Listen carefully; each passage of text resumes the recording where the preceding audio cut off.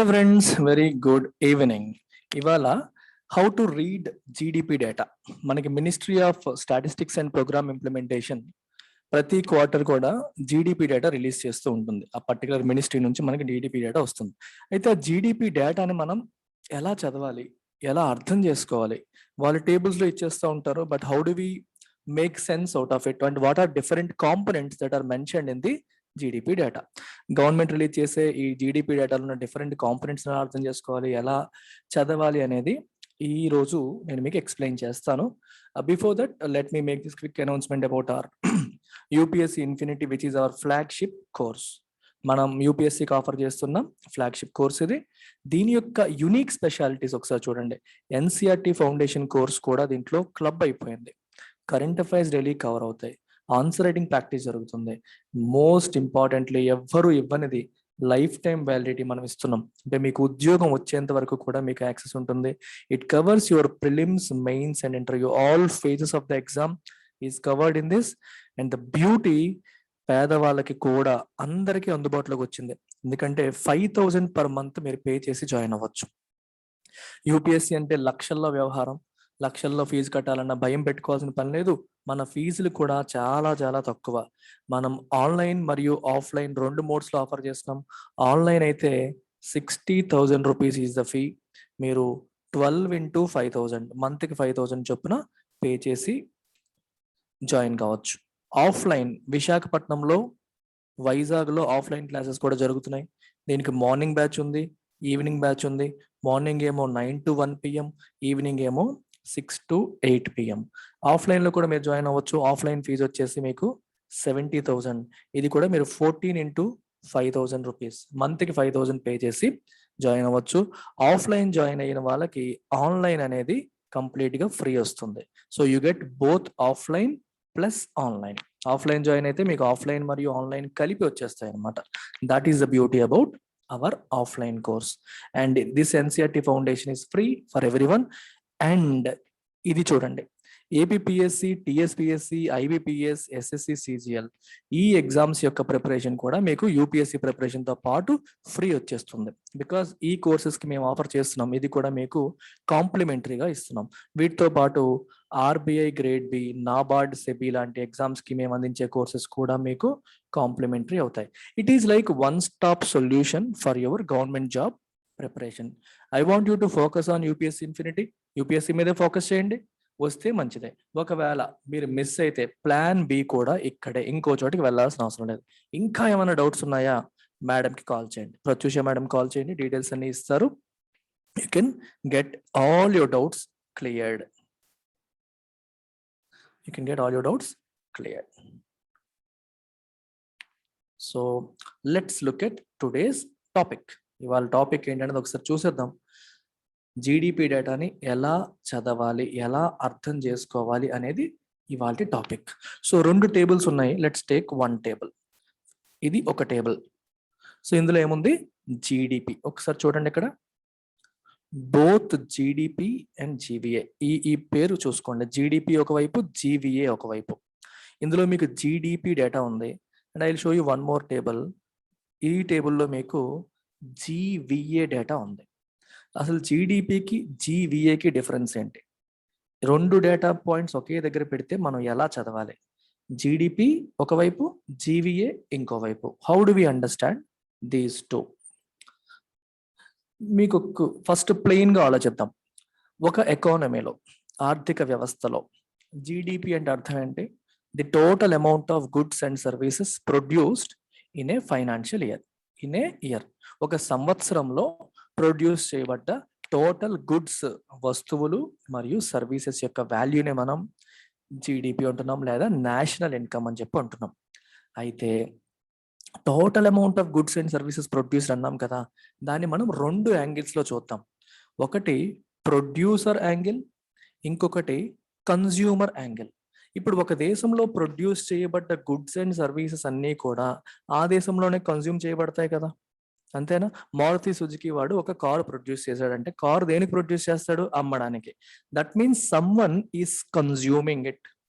అంటే ప్రతి ఒక్క ప్రొడక్షన్ కూడా ఈజ్ గెటింగ్ కన్జ్యూమ్డ్. ఎవరో ఒకరు కన్జ్యూమ్ చేస్తున్నారు. కన్జ్యూమ్ చేస్తున్నారు కాబట్టే వీళ్ళు ప్రొడ్యూస్ చేస్తున్నారు. అంతేనా? As simple as that. So ఒక దేశంలో ఉన్న టోటల్ గుడ్స్ అండ్ సర్వీసెస్ ఎంత ప్రొడ్యూస్ అయ్యాయి అనే దాన్ని మనం 2 యాంగిల్స్ లో చూడొచ్చా లేదా? ఒకటి కన్జ్యూమర్ యాంగిల్లో, రెండోది ప్రొడ్యూసర్ యాంగిల్లో. అంటే ఒకటి డిమాండ్ యాంగిల్లో, ఇంకొకటి సప్లై యాంగిల్లో. అంటే సప్లై చేసే వాళ్ళ డేటా అంతా కూడా ఈ గుడ్స్ అండ్ సర్వీసెస్ ఎవరైతే ప్రొడ్యూస్ చేస్తున్నారో వాళ్ళ యొక్క డేటా అంతా తీసుకొని సప్లై సైడ్ నుంచి, అంటే ఒక ఆటోమొబైల్ సెక్టర్ ఎంత ప్రొడక్షన్ చేసింది, హెవీ ఎలక్ట్రికల్ సెక్టర్ ఎంత ప్రొడక్షన్ చేసింది, ఫిషరీస్ ఎంత ప్రొడక్షన్ చేసింది, అగ్రికల్చర్ ఎంత ప్రొడక్షన్ చేసింది, ఈ సప్లై సైడ్ డేటా అంతా చూసి కంపైల్ చేసాం అనుకోండి, అలా చేస్తే వచ్చేది జీవీఏ, రైట్? జీవీఏ. అలా కాకుండా కన్జంప్షన్ సైడ్ అంటే కన్జ్యూమర్ వైపు నుండి ఆలోచించి, ఓకే మనకి ఇండివిజువల్స్ అంతా కలిపి ఎంత పర్చేజెస్ చేశారు, గవర్నమెంట్ ఎన్ని పర్చేజెస్ చేసింది, ఎంత ఖర్చు పెట్టింది, ప్రైవేట్ ఇండస్ట్రీలన్నీ కూడా ఎంత ఇన్వెస్ట్మెంట్ చేశాయి అంటే బిజినెస్ కోసం ఎంత ఖర్చు పెట్టాయి, ఎక్స్పోర్ట్స్ ఎన్ని అయ్యాయి, ఇంపోర్ట్స్ ఎన్ని అయ్యాయి, ఇలా క్యాలిక్యులేట్ చేశారు అనుకోండి, అది డిమాండ్ సైడ్ లేదా కన్జంప్షన్ సైడ్. అంటే ఒకే డేటాని మనం కన్జంప్షన్ సైడ్ లేదా డిమాండ్ సైడ్ నుండి ఆలోచించవచ్చు, లేదా సప్లై సైడ్ లేదా ప్రొడ్యూసర్ సైడ్ నుండి కూడా ఆలోచించవచ్చు. సో ప్రొడ్యూసర్ సైడ్ నుంచి వచ్చిన డేటా వచ్చి, సప్లై సైడ్ నుంచి వచ్చిన డేటా వచ్చి జీవీఏ డేటా, అండ్ కన్జంప్షన్ లేదా డిమాండ్ సైడ్ నుంచి వచ్చిన డేటా ఏమో జీడిపి డేటా. ఇప్పుడు రెండు చార్ట్స్ ని కూడా 1 by 1 చూద్దాం. I hope you have understood. ఒకటేమో కన్జంప్షన్ సైడ్, ఇంకొకటేమో ప్రొడ్యూసర్ సైడ్. ఫర్ ఎగ్జాంపుల్ ఎన్ని కార్లు మారుతి సుజుకి ప్రొడ్యూస్ చేసింది అని చూసినప్పుడు జీవీఏ చేస్తాం, ఎన్ని కార్లు వీళ్ళు కొన్నారు అని చూసినప్పుడు జీడిపి లెక్కలోకి వచ్చాం. సో రెండింటికి డిఫరెన్స్ ఏంటనేది కూడా చూద్దాం. డిఫరెన్స్కి వెళ్లే ముందు అందులో ఉన్న కాంపోనెంట్స్ ఏంటో చూద్దాం. కాంపోనెంట్స్ ఏదో చూసి లాస్ట్ లో డిఫరెన్స్ ఏంటనేది కూడా మనం చెక్ చేద్దాం. So let's remove this first. Okay, consumption side చూసేద్దాం, ఆర్ డిమాండ్ సైడ్ ఫస్ట్ చూసేద్దాం. ఇందులో ఏమేమి రాసి ఉన్నాయో ఒకసారి చూడండి. What all are written here, just look at this. ఇందులో ఇంజిన్స్ ఆఫ్ డిమాండ్, ఇప్పుడే చెప్పాను కదా, డిమాండ్ సైడ్ మనం చూస్తున్నాం. 4 కాంపోనెంట్స్ రాశారు, 1 2 3 4. ఈ 4 కాంపోనెంట్స్ ని అర్థం చేసుకోవడం చాలా ఇంపార్టెంట్. మొదటి కాంపోనెంట్ ఏంటి చెప్పండి? PFCE, private final consumption expenditure. Private final consumption expenditure. It means what అంటే ప్రైవేట్ ఇండివిజువల్స్ అంటే మనలాంటి వాళ్ళందరం కూడా, అంటే కామన్ మ్యాన్, మనలాంటి పీపుల్ అంతా కూడా ఎంత ఖర్చు పెట్టాం. ఫర్ ఎగ్జాంపుల్ ఎన్ని ఫ్రిడ్జ్లు కొన్నాం, ఎన్ని టీవీలు కొన్నాం, ఎన్ని సర్వీసెస్ కొన్నాము, ఇలాంటివన్నీ కూడా, అంటే how much money are we spending. People పెట్టిన actual spending private final consumption ఎక్స్పెండిచర్లోకి వస్తుంది. So it is amount of goods and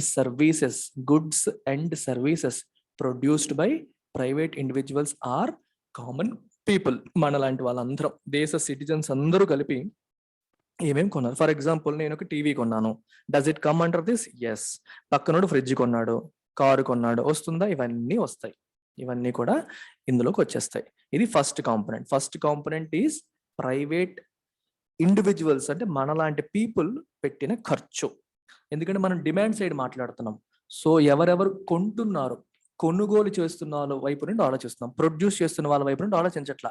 me mind కూడా థింక్ చేసేటప్పుడే ఆలోచించండి. We are thinking from consumption or people who are purchasing. ఎంత purchase చేశారు, citizens అంతా కలిపి ఎంత పర్చేజ్ చేశారు. ఓకే, అయిపోయింది. ఓన్లీ సిటిజన్సే ఉంటారా దేశంలో? సిటిజన్స్ తో పాటు, అంటే కామన్ మ్యాన్, నార్మల్ పీపుల్ తో పాటు వి ఆల్సో హ్యావ్ గవర్నమెంట్. అక్కడ ఏం రాశారు చూడండి, గవర్నమెంట్ ఫైనల్ కన్జంప్షన్ ఎక్స్పెండిచర్. మరి గవర్నమెంట్ కూడా ఖర్చు పెడుతుంది కదా, దేనిపైన? గుడ్స్ పైన, సర్వీసెస్ పైన. ఎలా ఖర్చు పెడుతుంది? గవర్నమెంట్ తన ఆఫీసుల్లో పనిచేసే వాళ్ళందరికీ ఏమి ఇస్తుందండి? శాలరీస్. మరి అది గవర్నమెంట్కి ఖర్చే కదా, వేజెస్ ఇస్తుంది, శాలరీస్ ఇస్తుంది. ఆఫీస్లో ఏదైనా ఎక్విప్మెంట్ అవసరమైతే కొంటుంది, అవి గుడ్స్ కదా. ఎక్విప్మెంట్ ఏమైనా అవసరమైతే ఆఫీసులో కొంటూ ఉంటుంది. సో ఇవన్నీ కూడా గవర్నమెంట్ పెట్టే ఎక్స్పెండిచర్. సో గవర్నమెంట్ పెట్టే ఎక్స్పెండిచర్ కింద ఇవన్నీ వచ్చేస్తాయి. అర్థమైందా? శాలరీస్, ఎక్విప్మెంట్, ఫిక్స్డ్ క్యాపిటల్ అంటాం మనం. We call it fixed capital. Fixed capital అంటే లాంగ్ టర్మ్ ఎక్విప్మెంట్, గవర్నమెంట్ ఇండస్ట్రీస్లో ఏమైనా మెషినరీ కొన్నారనుకోండి, అది కూడా దీని కిందకి వచ్చేస్తుంది. All these come under GFCE, which is government final consumption expenditure. This is by individual people, this is by government. ఈ రెండేనా? ఇంకా ఏం లేవా? ఉన్నాయి. గ్రాస్ ఫిక్స్డ్ క్యాపిటల్ ఫార్మేషన్, మూడవది ఏంటి? Gross fixed capital formation. Gross fixed capital formation లో ఏమొస్తుందంటే కార్పొరేట్స్ లేదా ప్రైవేట్ కంపెనీస్ వాళ్ళు పెట్టే ఖర్చు. వాళ్ళు పెట్టే ఖర్చు అంటే వాళ్ళు దేనికోసం పెడతారు? బిజినెస్ కోసం పెడతారు. ఫిక్స్డ్ క్యాపిటల్ కోసం పెడతారు. అంటే ఎక్విప్మెంట్ కోసం ఇట్లాంటివి అనమాట. కొత్త మెషినరీ కొన్నారో, కొత్త ఎక్విప్మెంట్ కొన్నారో, ఇట్లాంటి ఎక్స్పెండిచర్. ఏం ఎక్స్పెండిచర్? ఇది ఫిక్స్డ్ క్యాపిటల్. లాంగ్ టర్మ్ కోసం ఒక అప్పడాల మెషిన్ పెట్టేటప్పుడు అప్పడాలు తయారు చేసే మెషిన్ కొన్నారు, GFCF లోకి వచ్చేస్తుంది. ఓకే, ఒక కార్లు తయారు చేసే ఎక్విప్మెంట్ అంతా సెటప్ చేశారు, GFCF లోకి వచ్చేస్తుంది. ఇది fixed capital formation. You also call it investment component. వీళ్ళు బిజినెస్ లో పెట్టే ఇన్వెస్ట్మెంట్ కాంపోనెంట్ ఇది. మీకు జీడిపికి ఫార్ములా చూసుంటారు. GDP equal to C+I+G +X చూసుంటారు మీరు. ఇందులో C అనేది కన్జంప్షన్ ఎక్స్పెండిచర్, అదే PFCE. I అనేది ఇన్వెస్ట్మెంట్, అదే ఈ GFCF. G అనేది గవర్నమెంట్ ఎక్స్పెండిచర్, అదే ఇక్కడ GFCE. ఈ ఫార్ములా మీకు అలవాటు. X ప్లేస్ లో ఏంటంటే X - I అంటే exports minus imports. Exports minus imports. ఈ ఫార్ములా మనం చిన్నప్పుడు నేర్చుకున్నాం. కానీ జీడిపి డేటాలో C+I+X-I అని రాయకుండా ఎలా రాస్తారు? Private final consumption expenditure, government final consumption expenditure, gross fixed capital formation. Gross fixed capital formation ఏమొస్తుంది? ప్రైవేట్ కంపెనీస్ స్పెండ్ చేసే, ఇన్వెస్ట్మెంట్ చేసే అమౌంట్ వస్తుంది. అండ్ ఫైనల్ గా నెట్ ఎక్స్పోర్ట్స్. నెట్ ఎక్స్పోర్ట్స్ అంటే చూడండి, exports minus imports. Exports minus imports ని net exports అంటారు. Sir మీరు ఇందాక డిమాండ్ సైడ్ అంటున్నారు, ఎక్స్పెండిచర్ సైడ్ అంటున్నారు, మళ్ళీ ఎక్స్పోర్ట్స్ ఎందుకు వచ్చాయని మీరు అడగొచ్చు. అర్థం చేసుకోండి. ఎక్స్పోర్ట్ అంటే అర్థం ఏంటి? ఎక్స్పోర్ట్ అంటే అర్థం ఏంటి? Demand for Indian goods in foreign countries. అంతేనా?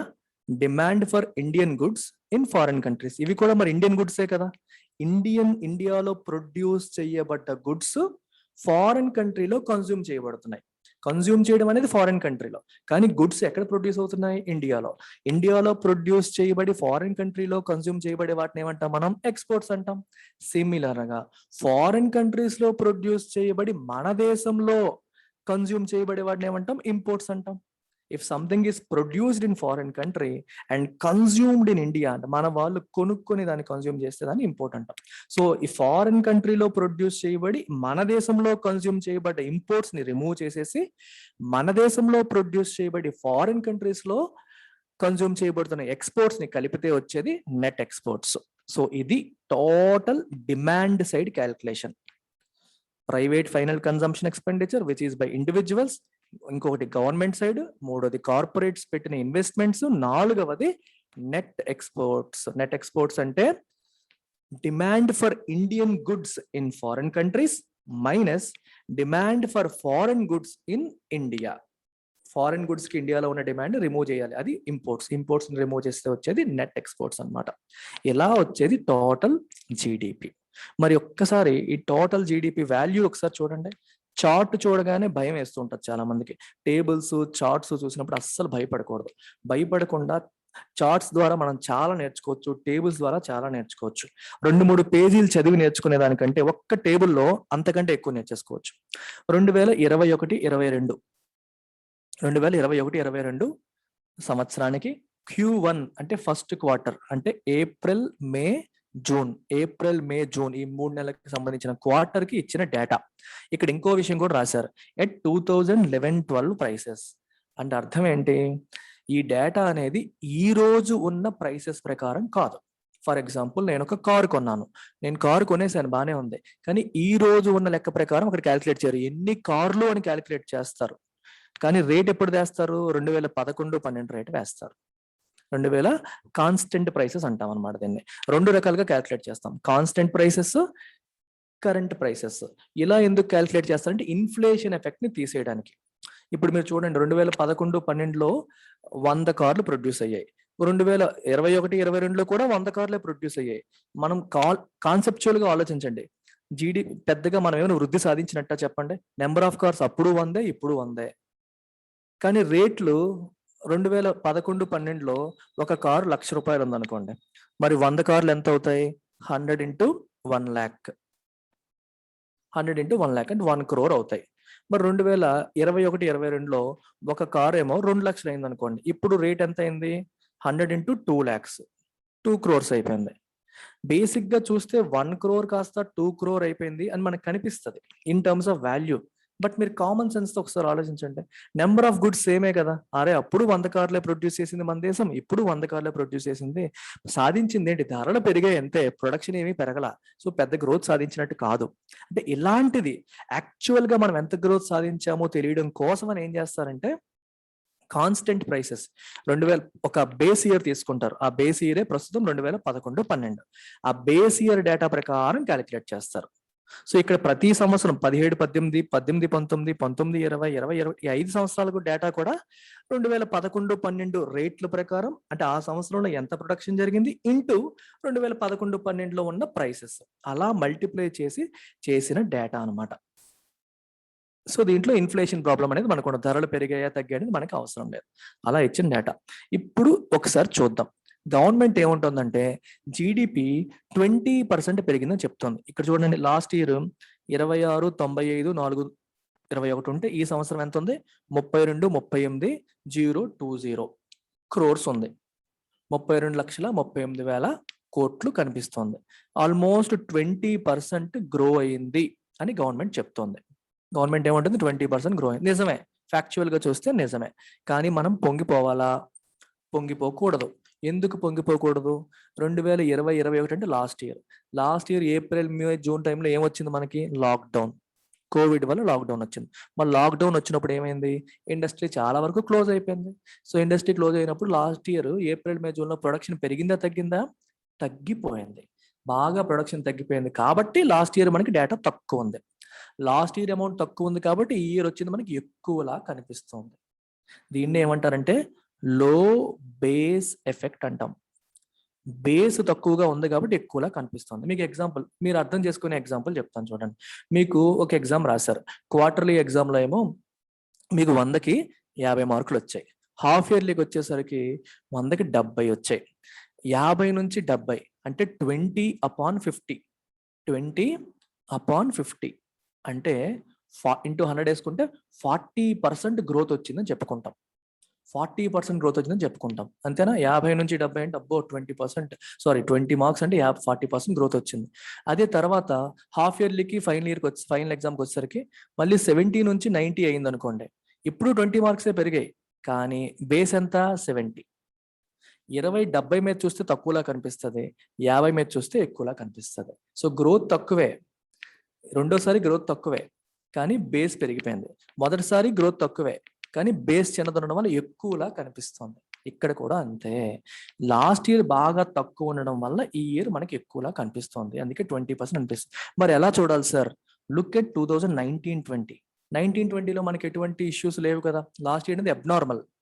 COVID-19 సినారియో అనేది అబ్నార్మల్. ప్రతి ఇయర్ అలా ఉండదు. నువ్వు 19-20తో కంపేర్ చేస్తే మన జీడిపి ఏమైందమ్మా? Q1లో తగ్గింది. 18-19తో చూడండి, అయినా సరే తగ్గింది.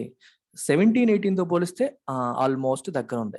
సో 2021-22 ఫస్ట్ క్వార్టర్లో మనకు వచ్చిన జీడిపి 2017-18 లెవెల్లో ఉంది.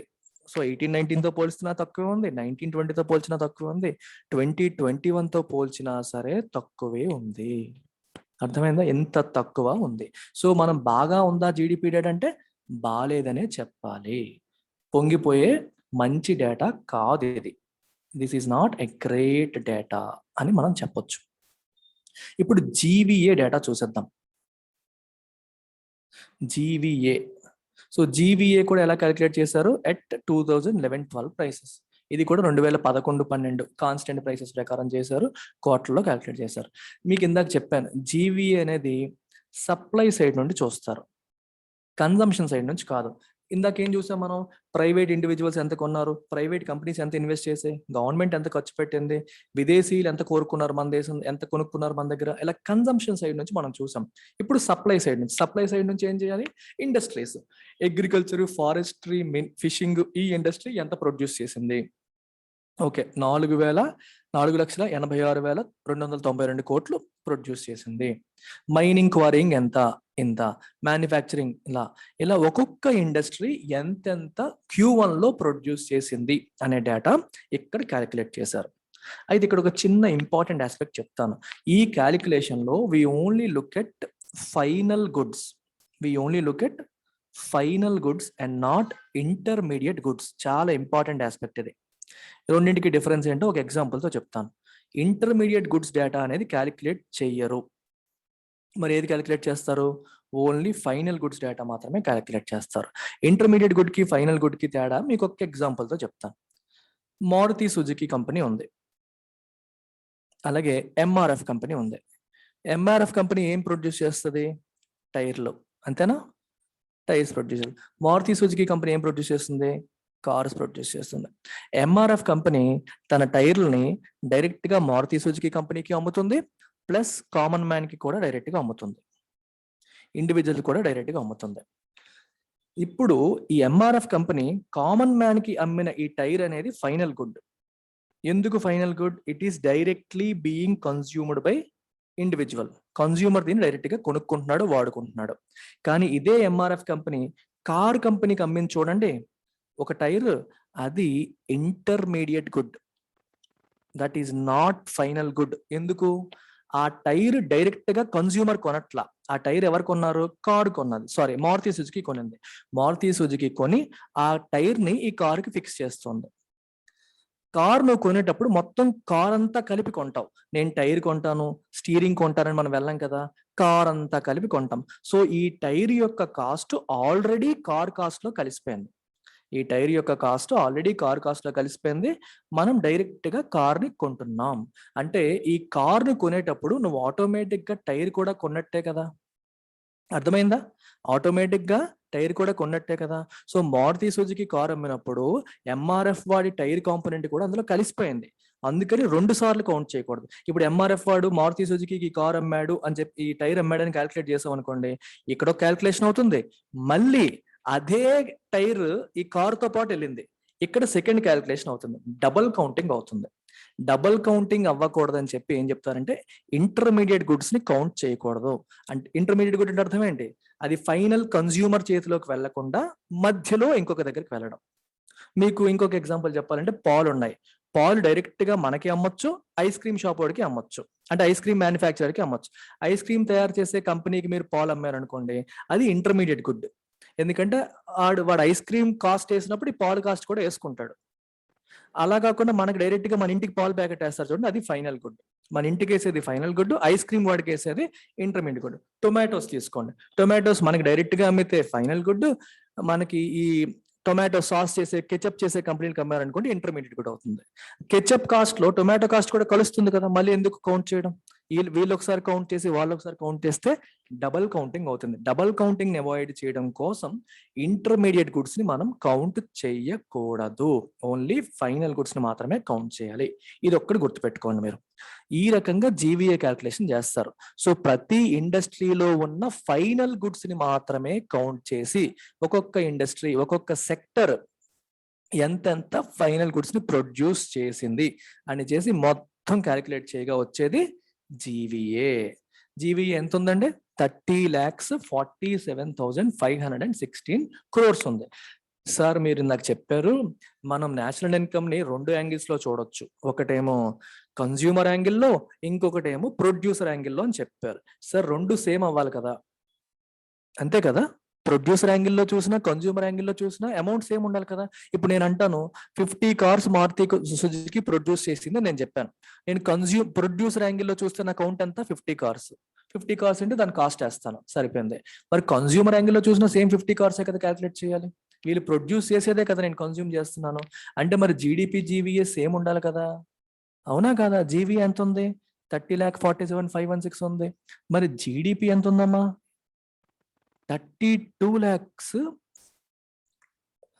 38,020 ఉంది. జీడిపి ఏమో ఎక్కువ కనిపిస్తుంది, జీవీ ఏమో తక్కువ కనిపిస్తుంది. జీడిపి ఎంత ఉంది? 32,38 ఉంది. అండ్ జీవీఏ ఏమో జీవీఏ వచ్చేసి 30 lakhs, అదేమో 32,38, ఇదేమో 30,47,516. ఎందుకు డిఫరెన్స్ ఉంది?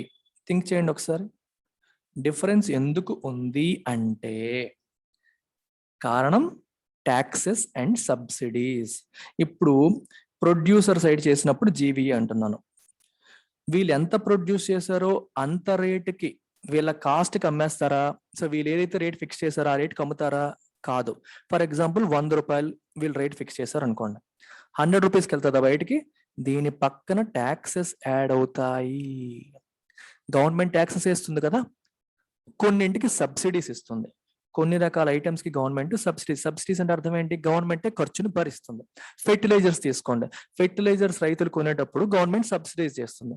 అంటే 100 రూపాయలు ఒక ప్యాకెట్ అయితే గవర్నమెంట్ 20% సబ్సిడీ చేసింది అనుకోండి, ఫైనల్ కన్జ్యూమర్ ఎంత పెట్టి కొంటాడు? 80 రూపాయలు పెట్టే కొంటాడు. ఎందుకంటే 20 రూపాయలు కాస్ట్ ఎవరు భరించారు? గవర్నమెంట్ భరించింది. గవర్నమెంట్ కన్జ్యూమర్కి అయ్యే ఖర్చులో భరించేది సబ్సిడీ అవుతుంది, ఎడిషనల్ గా మన మీద మోపేది ట్యాక్స్ అవుతుంది. కాబట్టి జీవీఏ డేటా నుంచి మనకి ఏదైతే వచ్చిందో అంటే ప్రొడ్యూసర్ సైడ్ నుంచి వచ్చిన డేటాకి ట్యాక్సెస్ కలిపి సబ్సిడీస్ తీసేస్తే, ఇదేంటిది? సప్లై సైడ్ ప్రొడ్యూసర్ సైడ్ నుంచి మాట్లాడుతున్నాం, దానికి ట్యాక్సెస్ కలిపి సబ్సిడీలు తీసేస్తే వచ్చేది జీడిపి. ఇది ఎటువైపు? కన్జ్యూమర్ సైడ్ లేదా డిమాండ్ సైడ్.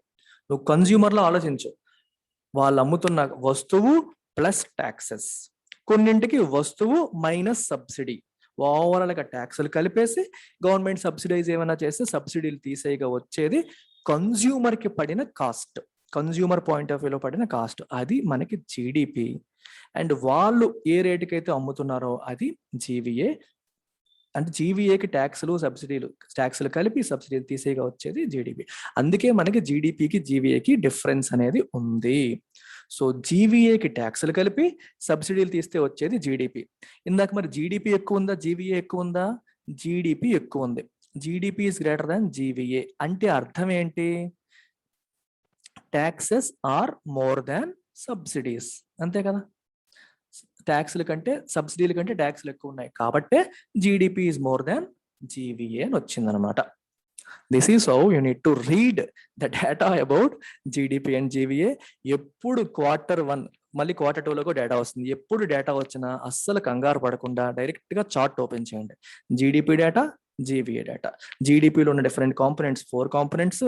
జీవీఏ చూడగానే ఏం ఆలోచించాలి? ఎలా క్యాలిక్యులేట్ చేస్తారు, ఏ ఇండస్ట్రీస్ దృష్టిలో పెడుతున్నారు, ఏ ఇండస్ట్రీస్ నుంచి డేటా తీసుకుంటున్నారు చూడాలి, కంపారిజన్ చేయాలి. లాస్ట్ ఇయర్ ఈ క్వార్టర్కి ఎంత ఉంది, బిఫోర్ లాస్ట్ ఇయర్కి దీనికి డేటా ఎలా ఉంది, ఇవన్నీ చూసి ఫైనల్ గా మనం ఒక ఎస్టిమేట్ కి రావాలన్నమాట. That is how we understand the data about GDP. I hope you have understood this, and I also have an economic course. Only Indian economy మాత్రమే జాయిన్ అవ్వాలన్నా సెపరేట్ కోర్స్ ఉంది. ఈ నెంబర్కి మీరు కాల్ చేయండి.